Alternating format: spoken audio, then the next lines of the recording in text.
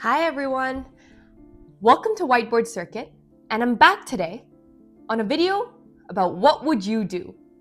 If you haven't watched the first one, it's linked up here, but this video series is kind of interactive. I want you to go ahead and talk in the comments with all the people and discuss your answers and have those healthy debates. But today, I'm going to talk about a question that maybe you've seen before. So let's say someone comes up to you and they're going to give you money, but they give you two options. Your first option is you get $1 on day one, and then it's doubled every day for 30 days. That's your first option. And your second option is that you get $1 million on the spot. Now, maybe you've seen this before, and then you go into the comments of the video and then you see people saying, oh yeah, you should of course pick option one because at the end of 30 days you get a lot more money and blah, blah, blah. And they're right, but let's really look at this. Now, of course, at face value, this looks like a lot of money.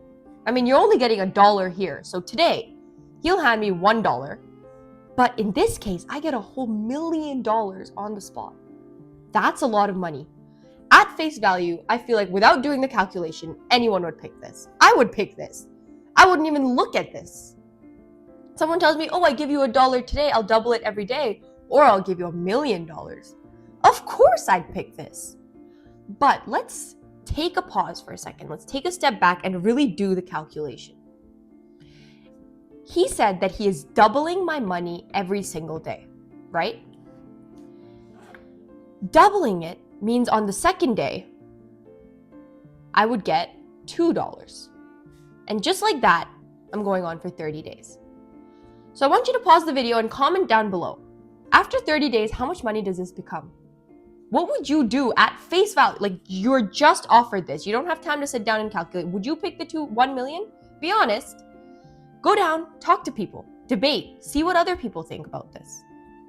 Anyways, so on day 3, I get $4.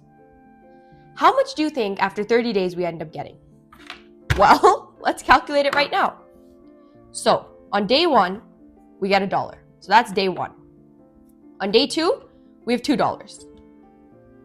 We multiply that by 2. Day 3, we're getting $4. Day 4, day 5, day 6, 7, 8, 9, 10, 11. We're just multiplying by 2. So at day 11, so by day 11, I am getting $1,024. And remember, I'm adding all of this up. So I'm getting all of this money every day. So on day 11, I'm at 1,024. Day 12, 13, 14, 15, 16, 17, 18, 19, 20, 21, 22. At 22, I'm already at day 22. I'm already past 2 mil. Right? At day 22, I'm past $2 million. All I have to do was wait 22 days and I'm at 2 million. And not just 2 million. That's all the days before added as well. So on day 21, I was getting 1 million.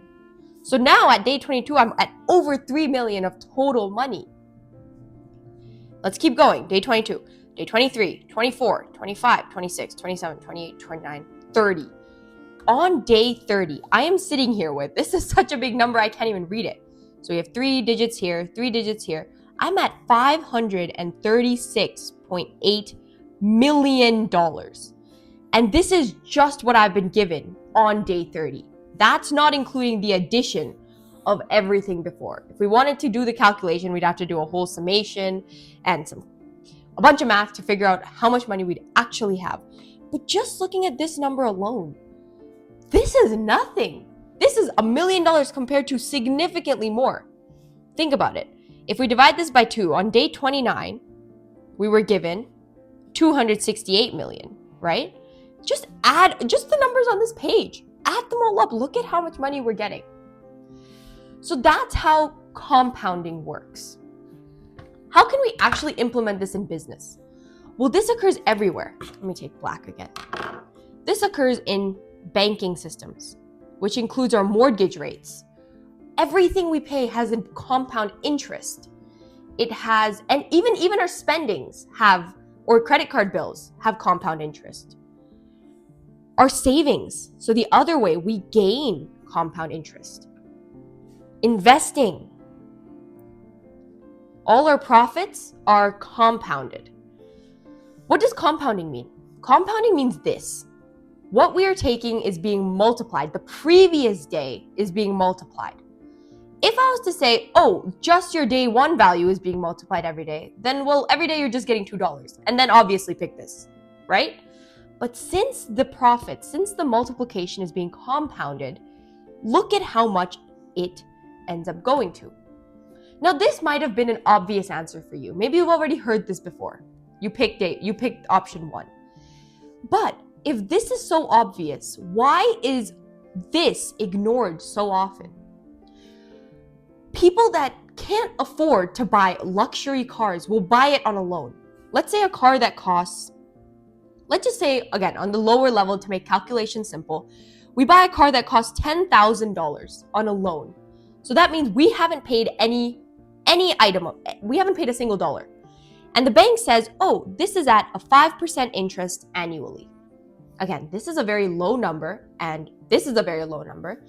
But after a year, we're paying how much money?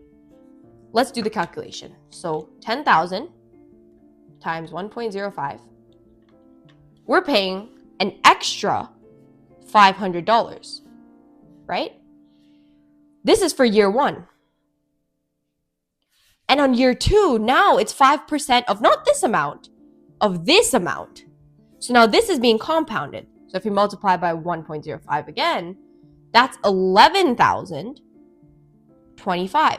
So do you see, like, sometimes we don't realize it, but when we apply for a loan with interest, when we do any of that, all of our losses, everything we're paying just gets compounded and the bank just keeps getting richer.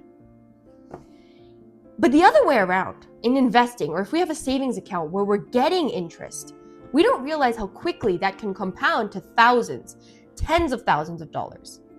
So compound interest is very invisible. It doesn't seem like a lot. Oh, 5%, 1%, that's only $1.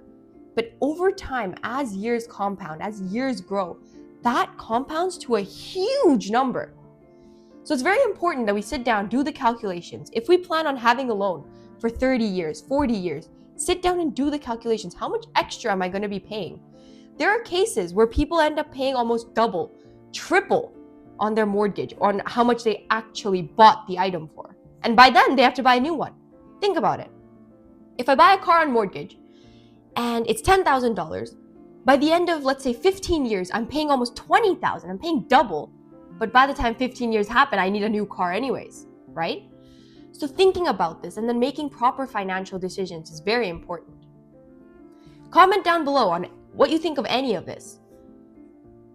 Again, same works the other way in terms of investing, in terms of savings. Our profits can be compounded and we can end up earning a significant amount that we don't even realize at face value.